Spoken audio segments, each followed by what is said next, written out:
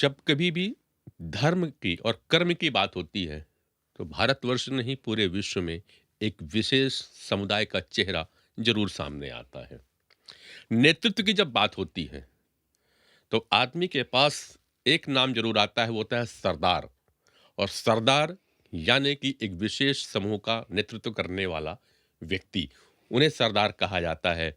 और सरदार की जब चेहरा सामने लाओ तो एक ऊंची काठी, रौबदार, हेल्दी व्यक्ति का चेहरा, एक व्यक्तित्व अपने साथ आ जाता है। और अगर उसको गौर से देखें तो वह व्यक्तित्व केवल इसलिए रौबदार बन पाता है, इसलिए ओजस्वी बनता है कि वो बचपन से लेकर के अंतिम समय तक केवल एक ही काम करते हैं, वह है सेवा, सेवा, सेवा। दोस्तों, मैं हूं नरेंद्र पांडे और आज पहुंचा हूं सरदार देवेंद्र सिंह सिब्बल जी के पास में। मेरे साथ मौजूद हैं हमेशा की तरह अजय अवस्थी जी, किरण जी, प्रसिद्ध साहित्यकार।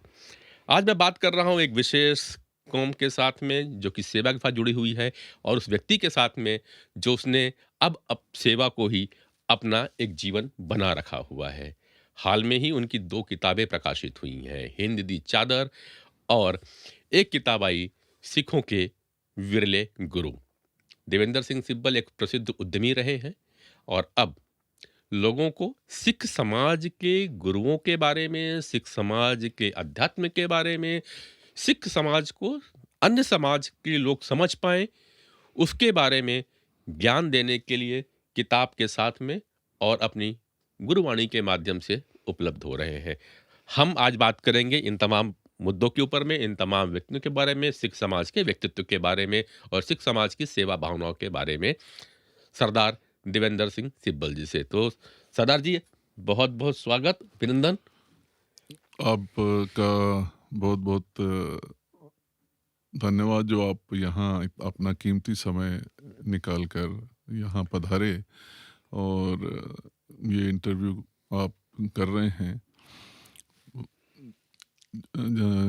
जैसा कि इस दो किताबों का प्रकाशन हुआ तो मैं अखबार से जुड़ा रहा, अखबार का प्रकाशन भी करता रहा, लेकिन इस क्षेत्र में कभी हम्म। लिखने का या वो कभी ध्यान नहीं आया कि सिख हिस्ट्री, अपना इतिहास, अपने गुरुओं के बारे में लोगों तक, जो हमारी आने वाली जनरेशन है, जो हमारे आने वाले बच्चे हैं, जी। वो क्योंकि ये हिंदी क्षेत्र है, वो गुरुमुखी पढ़े हुए नहीं हैं और वो गुरुमुखी का अध्ययन नहीं कर सकते, तो हिंदी में सिख साहित्य को, सिख इतिहास को लोगों तक पहुंचाने का एक छोटा सा प्रयास हमारे द्वारा शुरू किया गया। इसकी सब सोच देना, ये सब उस मालिक का काम है।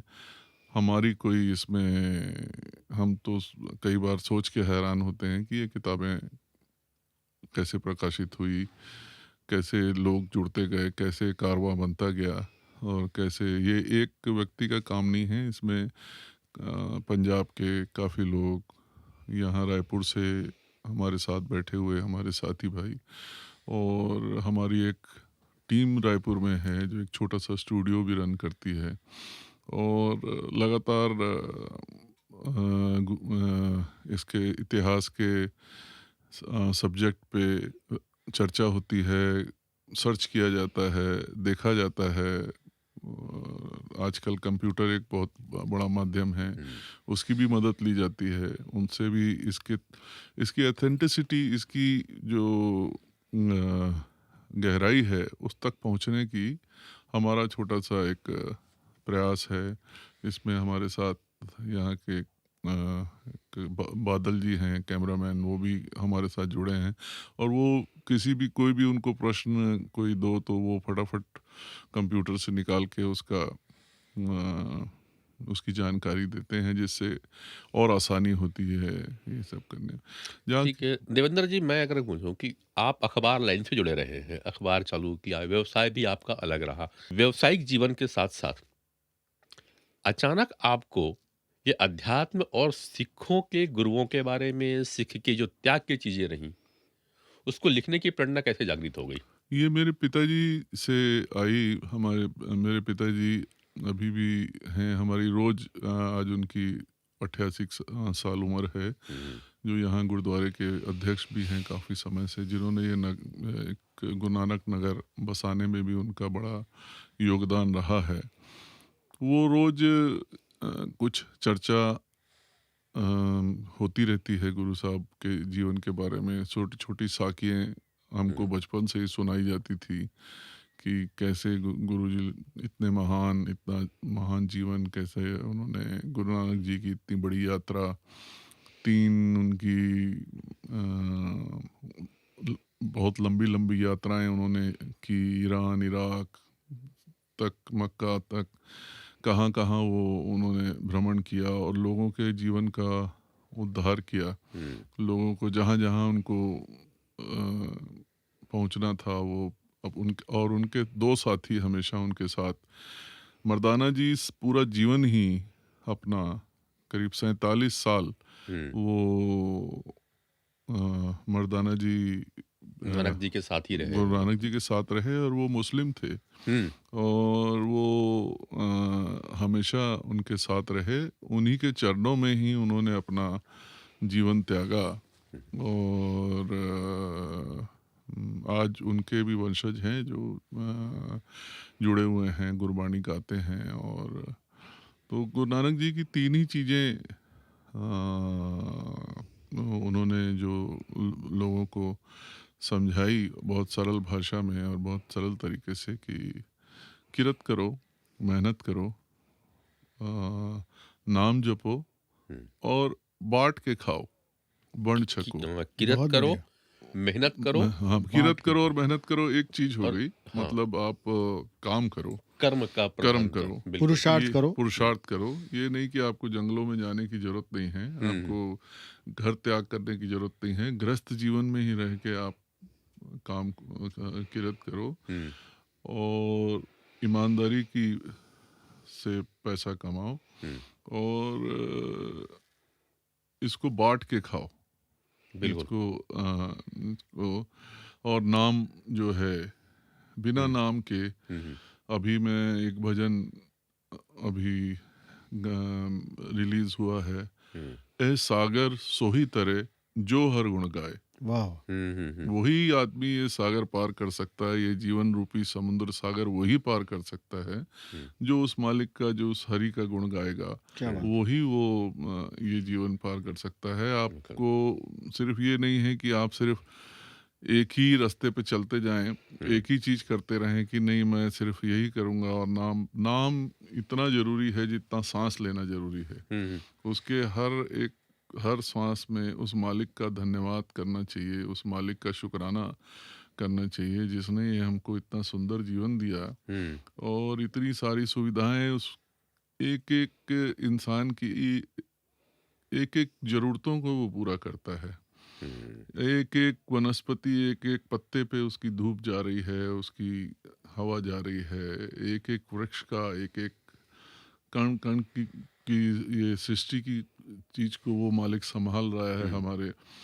हमारी सोच नहीं जा सकती जहाँ तक वो मालिक बिल्कुल की जो रचना है जी। उसको उसने इतनी सुंदर तरीके से इंसान के लिए बिल्कुल। दिया गया। तो देवेंद्र भैया, जब पिछली बार मैं और अजय भैया बैठ के चर्चा कर रहे थे आपकी किताब में, तो एक बात आई थी कि सिख क्यों।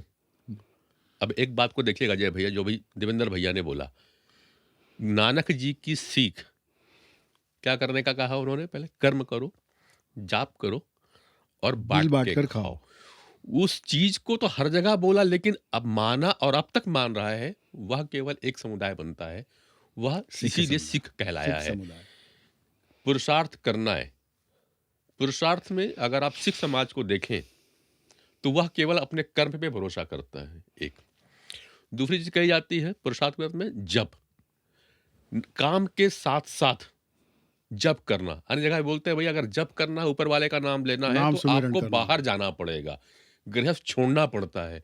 लेकिन गृहस्थ में रह करके प्रभु नाम का सुमिरन कैसे किया जा सकता है, ये गुरु नानक जी ने ही बतलाया था। और शायद मैं जहां तक मैं जान पाता हूँ ये हुआ था कि अंत के समय जो थे, पूरी विश्व का भ्रमण करने के बाद नानक जी आकर के स्थिर हो गए थे और कर्म प्रधानता की ओर चले गए थे। उस समय भी वो कर्म करके जाप कर रहे थे। गलत तो नहीं देवेंद्र भैया? नहीं, बिल्कुल ठीक है। नरेंद्र भैया, मेरा इसी सवाल पर एक सवाल देवेंद्र जी से है। जी। पंजाब का पूरा क्षेत्र हुँ। सर्वाधिक प्रभावित रहा इस्लामिक आक्रांताओं से।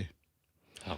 पंजाब का विभाजन तक 1947 के विभाजन तक सबसे ज़्यादा अगर पीड़ित कोई प्रदेश रहा है तो पंजाब रहा है। पंजाब था।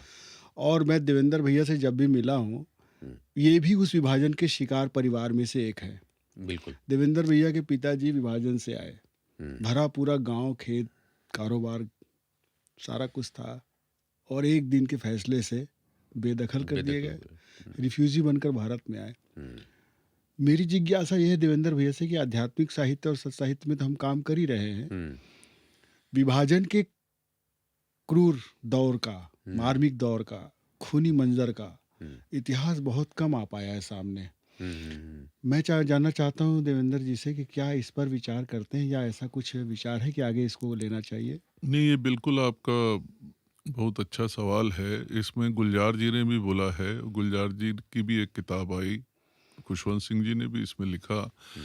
और आज भी हम जब अपने पिताजी से जैसे ही 47 की बात करते हैं, तो वो जब बताते हैं, तो ऐसा लगता है जैसे उनके घाव अभी भी हुँ। हरे हैं। हरे हैं। वो ऐसा पूरी बात, पूरी गांव की बात, और पूरे पाकिस्तान से पंजाब तक के पहुंचने की यात्रा, और पंजाब से पंजाब में रह के, रिफ्यूजी कैंप में रह के, और फिर वहाँ से यहाँ तक की यात्रा को, इस आज भी 88 साल की उम्र में उनको एक एक शब्द, उस समय की कीमतें, उस हुँ। समय कितने में ट्रक कल आती याद थी, है उनको। हाँ, उनको सब याद है कि 8,000 रुपये में एक ट्रक उन्होंने खरीदा था। जो सोना वो बचा के ला पाए थे, वो उसकी कीमत ही 8,000 बची थी, तो 8,000 से वो हुँ। ट्रक खरीदा गया। तो आज भी जब विभाजन की बात होती है, तो एकदम एक एक फिल्म की तरह वो पूरे दुखद का पहलू पूरा सामने दृश्य, आता है। दुखद पहलू सामने आता है। और सुन के हम लोगों को लगता है कि आज हम छोटी छोटी परेशानियों से, छोटी छोटी चीज़ों से कितना घबरा जाते हैं, कितने डर जाते हैं, कितना डिप्रेशन में आ जाते हैं। जी। लेकिन वो, ये इनकी क्या नस्ल थी, ये क्या लोग थे जो इतना सब सब झेल के गंवा भी, करके हुँ। सब कुछ गंवा के, जीरो फिर होके से स्थापित हुए। फिर से स्थापित हुए। इनमें क्या जज्बा था। तो ये जज्बा, जो इनका जो सहारा था, वो सिर्फ गुरबाणी ही थी, हुँ। जो इनको यहाँ तक पहुँचाने आस्था, में, इनकी गहरी आस्था इनकी जो इतनी मतलब अपने नानक जी पर। हाँ, गुरुओं के प्रति, गुरु गुरुओं ग्रंथ के साहब प्रति। के प्रति जो जी इनकी जी। आस्था थी, वही इनको प्रेरणा देती थी। और ऐसा हमारे पिताजी का कहना है कि जब भी मैं कोई परेशानी में रहता था, तो गुरुद्वारे जाके हुक्मनामा सुनता था जो सवेरे, हुँ। तो उसमें मेरे को अपनी बातों का, मेरे सवालों का जवाब जो है, वो गुरु ग्रंथ साहब से मिल जाता था। इसीलिए ये सिख धर्म में जो है, गुरु ग्रंथ साहब को हुँ। एक जीता, मतलब एक जीता ग्रंथ ना मान, जागता जीता ईश्वर जागता तुल्य स्वरूप माना जाता है। स्वरूप माना जाता है उसको। और उसकी देखभाल भी, और उसका जो जो सारा जो जी। दिनचर्या रहती है, वो उसी तरीके से होती है। सुबेरे तो सारी जो प्रक्रिया है उसी तरीके से है। तो हुँ। ये इनकी जो आस्था थी, आस्था थी वो इतनी मजबूत थी कि इस आज संघर्ष के दौर में। दौर में इतनी, आज क्या है, हम लोग फेथ और नो फेथ के बीच में जी रहे हैं। हुँ।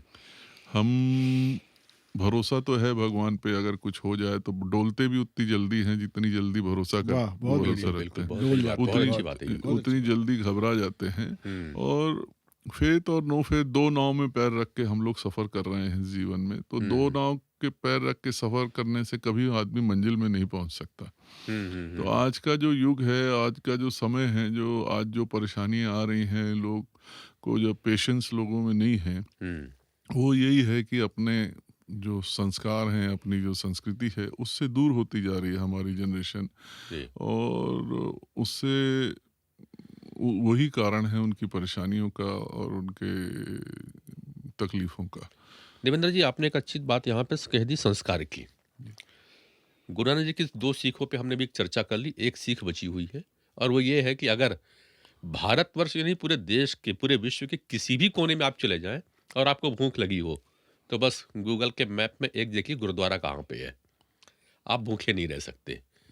ये जो मिल बाँट के और खिलाने की जो प्रथा रही, जिसको हम कहें एक पुरुषार्थ का एक भाव भी आता है, ये सिखों में कैसे आया?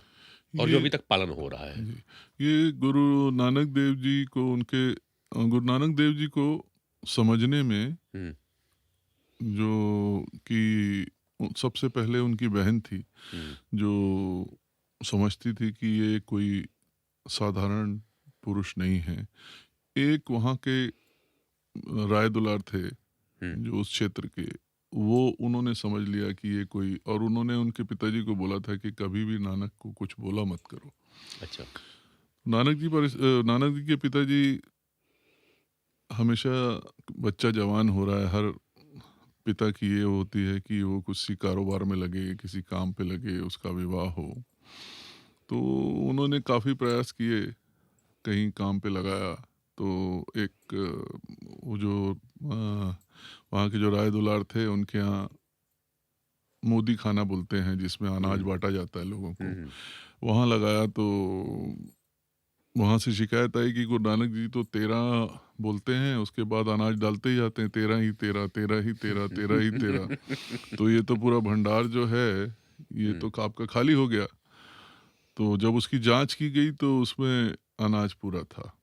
हुँ, फिर उनको चरवाहे का काम दिया गया, तो चरवाहे का काम दिया गया तो देखा कि एक झाड़ के नीचे नानक जी सो रहे हैं और एक साँप उनकी चेहरे पे धूप पड़ रही है, हुँ, तो एक नाग उनको छाया दे रहा छाया है, दे रहा है।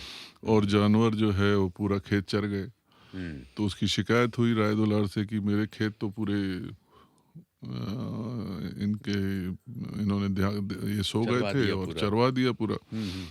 जब वो राय दुलार जी खेतों को चेक किया गया तो खेत हरे भरे थे, वाह! तो उसमें कुछ भी नुकसान नहीं हुआ था। हुँ, हुँ, तो फिर उन्होंने सोचा, उन्होंने अपने बेटे को 20 रुपए दिए हुँ, गुरु नानक जी ने कि बेटा जाओ तुम शहर से अब व्यापार करो, हुँ, शहर से जाके अनाज खरीद के लाओ, किराना खरीद के लाओ, सामान खरीद के लाओ, गांव में बेचो, हुँ, इससे तुमको मुनाफा होगा। हुँ, तो गुरु नानक जी जैसे ही गांव से निकले तो बालाजी साथ में थे, हुँ, उनके साथी। जी। गांव से निकले तो देखे कि झाड़ के नीचे कुछ 40-50 साधु बैठे हुए हैं हुँ, और भूखे हैं।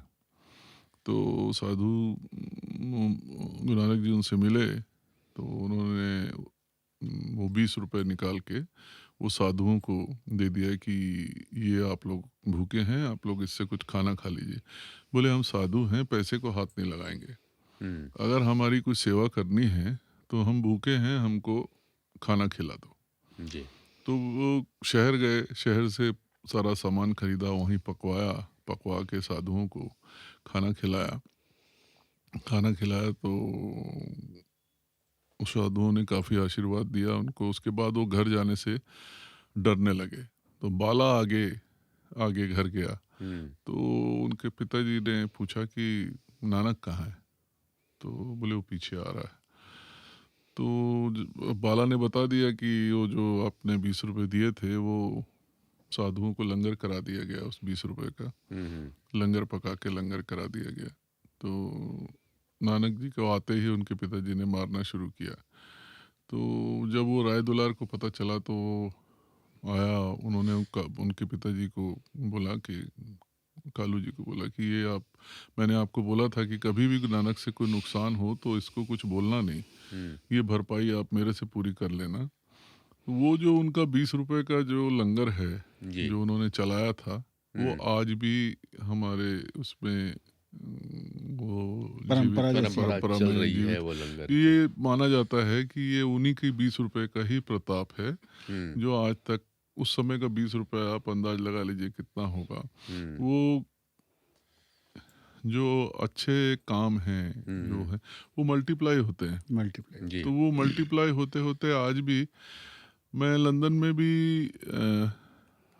हम लंदन में घर है, कारोबार है, सब्जी का व्यापार करते हैं। जी। लेकिन गुरुद्वारे में लंगर जाके छकने की बड़ी इच्छा होती है। लंदन में बड़े प्यार से और बड़ी श्रद्धा से, हुँ, वहाँ सेवादारों की कमी है। हुँ, यहाँ तो आप, लंगर की प्रथा ये है कि लंगर जो है खुद पकाया जाए, जो आसपास रहते लोग हैं वो जी। पकाएं। हुँ, हुँ, पर समय के अनुसार इसके लिए कारीगर भी कई बार आ जाते हैं, लंगर पकाते हैं। लेकिन विदेशों में ऐसा वो एक गुरुद्वारे में एक लांगरी होता है, लेकिन वो खाना तो कम से कम 500 लोगों का बनता है या 1000 लोगों का बनता है, तो वो अकेले एक लांगरी से काम नहीं चलता। नहीं चलता। जी। लेकिन लंदन जैसे शहर में भी कोई पड़ोस का आदमी कोई कुछ, मेरे पिताजी बताते हैं कि एक दिन लंगर खाए तो उन्होंने बोला ये भिंडी बहुत अच्छी बनी है, किसने बनाई? बोली यहाँ एक बाजू में एक महिला रहती है, वो रोज आके सवेरे एक सब्जी बना के चली जाती है। वाह। तो उसका नियम है, सवेरे 4-5 बजे आती है, अपना काम वाम करके सब अपना सेवा करके वो और लंदन में लंगर इसी तरीके से तैयार होता है। जितने स्टूडेंट हैं लंदन में, क्योंकि फूड महंगा है और करेंसी बहुत महंगी है, तो इनको दिक्कत होती है बाहर खाने में, और यहाँ से जाते हैं तो स्ट्रगल का टाइम होता है। जी। तो काफ़ी तादाद में स्टूडेंट जो हैं वो गुरुद्वारों में लंगर ग्रहण करते हैं। मैं भी जब छोटा था तो दिल्ली में पढ़ता था, तो दिल्ली में मैं जब अपने काम से लौटता था शाम को 6 बजे, मैं भी बंगला साहब गुरुद्वारे चला जाता था। तो बंगला साहब गुरुद्वारे में लंगर, ये मैं आपको आज से 30-35 साल पुरानी बात बता रहा हूँ, जी। या 40 साल हो गया होगा, 40 साल पुरानी बात। तो गुरुद्वारे में लंगर में सेवा करते थे आके, और उस समय आज से 40 साल पहले मैंने देखा कि कम से कम 5 से 10 हजार यूपी, बिहार और आसपास के क्षेत्रों से आए हुए लोग जो दिल्ली में अपना रोजगार खोजने आते हैं, जिनको खाने की समस्या होती है, वो गुरुद्वारों में आके, क्योंकि मैं जब सेवा करने के बाद लंगर खाने बैठता था तो आसपास वालों से बातचीत होती थी, तो पता चलता था मैं यहाँ से आया हूँ, मैं वहाँ से आया हूँ। रोजगार आज भी यूपी, बिहार में किसी को रोजगार का वो लगता है कि कोई काम, तो दिल्ली की तरफ उसका बिल्कुल, बिल्कुल, रुझान बिल्कुल। रहता है, दिल्ली जाएंगे, दिल्ली में काम मिल जाएगा, और काम मिल भी जाता है। उस समय भी इतनी तादाद पे जो है लोग लंगर वहाँ चखते थे। ये परंपरा उस मालिक देवेंद्र की है। भैया, मेरे को एक सवाल जिज्ञासा थी, ये गुरु नानक जी से लेकर के गुरु गोविंद जी तक, अंतिम गुरु गुरु गोविंद जी हुए, इन गुरुओं के पूरे चक्र में जी पूजा और आराधना की जी कोई ऐसी विधि विकसित हुई क्या कि जैसे ध्यान और धारणा, जैसे नानक जी के बारे में कहा गया है कि वो समाधिस्थ हो गए थे, जी ये ध्यान की परम अवस्था है, जी और ध्यान की परम अवस्था में कुंडलिनी जागृत हो जाती है, ऐसे जी। हमारे सन्यासियों का कहना है, और जागृत होने के बाद वो ब्रह्म चेतना जाग जाती है। तो नानक जी को ये अनुभूति हुई, उसके बाद उत्तराधिकारी के रूप में उनके परिवार का कोई सदस्य शायद नहीं बना, तो जो गुरु बनते गए, क्या उन्होंने ऐसी कोई साधना की पद्धति विकसित की है जिससे आपको सामना करना पड़ा हो, या जिसको आपने अपनाया हो, या जिससे कुछ मानसिक लाभ मिलता हो? ये बहुत अच्छा सवाल है आपका, लोगों को इसकी गुरु नानक जी भी जो थे वो कीर्तन प्रधान, मतलब कीर्तन का ही एक माध्यम बताया। जी। और गुरु नानक जी भी जब भाई मर्दाना जी साथ में रहते थे, तो कीर्तन गाया तो करते थे। वो एक बात बोलते थे कि मर्दाना मर्दाना जी रबाब बजाते थे, रबाब के बहुत अच्छे। जी जी। मर्दाना रबाब उठा, तुरों बाणी आई। तुरों बाणी आई मतलब उस मालिक से कुछ संदेश आया है कीर्तन के रूप में। उन्होंने कभी ये नहीं बोला कि ये मैं गा रहा हूँ, या ये मेरी वाणी है, या ये मेरे द्वारा। तो उन्होंने बोला, हमेशा यही बोलते रहे कि मर्दाना रबाब उठा, तुरों बाणी आई, और कीर्तन को ही ध्यान का साधन बनाया। ध्यान का साधन बनाया। और कीर्तन मैं भी कुछ समय से कीर्तन से जुड़ा रहा, जी जी। और कीर्तन जितनी समझ है उतना करता हूँ।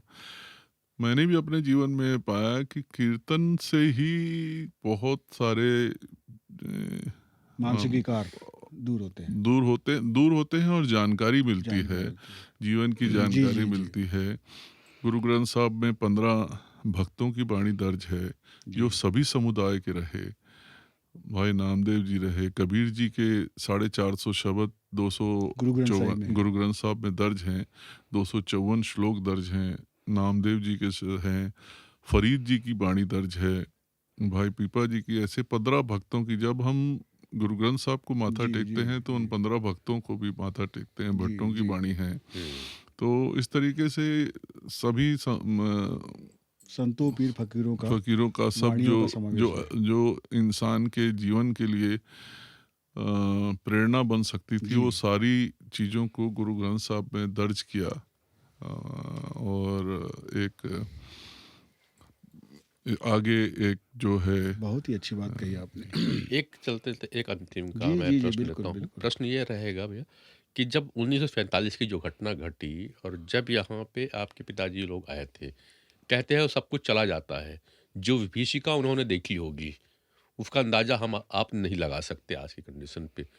उसके बाद आकर के एक सफल व्यवसायी के रूप में पुनः खड़ा होना, तो बस मैं थोड़ा-सा इसको जानना चाहता हूँ कि उस अवस्था से निकल पाना और फिर उस पे खड़ा होना, नई पीढ़ी के बच्चों के लिए कुछ संदेश, क्योंकि पिताजी तो यहाँ पे भी मौजूद, मैं आपसे ही इस बारे में पूछना जी, चाहूँगा।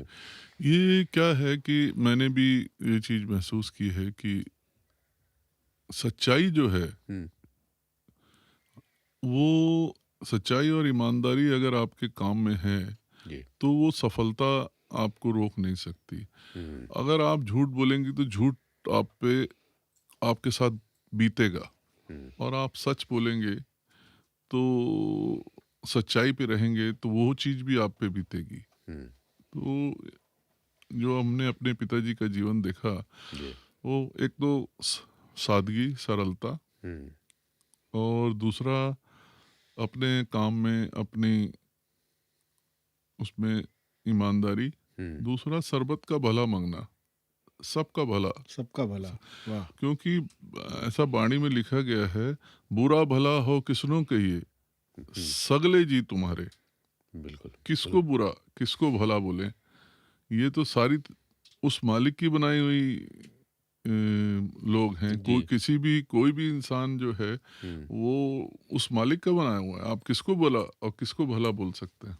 हुँ, तो बिल्कुल। यही कारण है कि हमने अपने जो उनका जीवन जो अपने पिताजी का जीवन है, वो इतना सादा और इतना सरल और इतना महान है हुँ, कि हम उनके आसपास भी नहीं हैं। बिल्कुल, बिल्कुल। और कोशिश है कि उनसे और कुछ ग्रहण कर सकें, कुछ और सीख सकें, कुछ और बहुत अच्छी बात। अपने जीवन में उसको उतार सकें। जी, जी। तो बात इतने ही में करेंगे कि सरदार देवेंद्र सिंह की जो बातें और जो उनके पिताजी से जिनको प्रेरणा मिली, वह आगे भी ले जा रहे हैं। गुरु नानक जी की 3 संदेश। मैं यहाँ पे संदेश सुन के बहुत सारे 3 संदेश जो मैं अभी देवेंद्र भैया से ले पाया हूँ। पहला, केवल पुरुषार्थ करो। अपने कर्म पे ध्यान दो, ईमानदारी के साथ काम करो।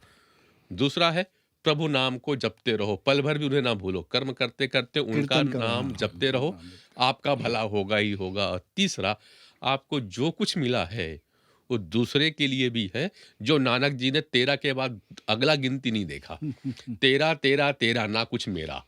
इसी को बिल्कुल, लेकर बिल्कुल। के आगे चल रहा है ऐसे सुनता है, और इसी बात को अब हिंदी भाषी लोगों के पास पहुंचाने का एक छोटा-सा प्रयास कर रहे हैं भाई देवेंद्र सिंह जी, अपनी किताबों के माध्यम से। उनकी 2 किताबें बाज़ार में आ चुकी हैं और 1 किताब आने वाली हैं। 2 किताबें देवेंद्र भैया अपने पास में रखे हैं। एक है हिंद दी चादर, जो मार्केट में उपलब्ध है, और दूसरी किताब है गुरु के सिखों के गुरु के विरले विरले सिख। सिख, गुरु के विरले सिख। विरले सिख, गुरु के विरले सिख। ये 2 किताबें उपलब्ध हैं। एक किताब बहुत जल्दी और भी आएँगी। तो आप भी इन्हें देखिए और सिखों के धर्म के बारे में, सिखों के अनुयायियों के बारे में और सिख के जो सीख है, उसको देखते हुए, उसको फॉलो करते हुए हम भी अपने जीवन को सार्थकता की ओर ले जा सकते हैं। अंत में संदेश के साथ कि पुरुषार्थ करिए, ईमानदार रहिए और अपने से पहले दूसरे का ज़रूर सोचिए। नरेंद्र जी, मैं चर्चा को आप विराम दे रहे हैं, उसके पहले मैं दर्शकों को बताना चाहूँगा कि देवेंद्र भैया के द्वारा यूट्यूब में उत्सव कीर्तन इस लिंक से बहुत ही अच्छे, सुमधुर, प्रेरणादायी, भावपूर्ण भजनों का प्रसारण किया जा रहा है, रिकॉर्ड किया जा रहा है, और उस चैनल से लिंक क्लिक करके हम ज़्यादा से ज़्यादा सिख इतिहास, सिख धर्म, सिख आस्था, गुरु नानक जी का पावन संदेश सुन सकते हैं। बहुत ही सुमधुर आवाज़ में आप गायन भी करते हैं, ये जानकारी हमको आज मिली। बड़ी खुशी हुई कि आप गायन के माध्यम से, साहित्य के माध्यम से सिख परंपरा के गौरवशाली इतिहास को आम दर्शकों के बीच ला रहे हैं। मेरी बहुत बहुत शुभकामनाएं आपको। धन्यवाद। मैं यहाँ एक और हो गया, आपने जो भी बात कही कि इनके कीर्तन उपलब्ध हैं, तो मेरे ख्याल से अगर किताबों का भी कुछ संकलन या कुछ यूट्यूब में उपलब्ध है क्या? इसका डिजिटलाइजेशन होगा, वेब ऐसा पोर्टल रहा बना है के डालने वाले क्योंकि कुछ प्लान में। बच्चे पढ़ने के अलावा लोग देखना भी चाहते ई बुक हैं, ई बुक पढ़ना चाहेंगे। ई बुक या वीडियो के रूप में कुछ एक ऐसा हो। छोटा वीडियो के रूप में अभी हमने वो हिंद की चादर गुरु तेग बहादुर साहब की शहीदी पे एक डॉक्यूमेंट्री बनाई थी, जी जो उसका जो ट्रेलर रिलीज किया था, लोगों ने बहुत पसंद किया। उसका अगला जो है वो इसी माह में उसकी एक अगली कड़ी रिलीज होगी। उत्सव कीर्तन पे ही। उत्सव कीर्तन स्टूडियो पे ही रिलीज होगी। बिल्कुल। तो आप विजिट करें उत्सव कीर्तन स्टूडियो को, लाइक करें और सब्सक्राइब करें सरदार देवेंद्र जी के अगले वीडियो, अगले कीर्तन के लिए। नमस्कार। नमस्कार।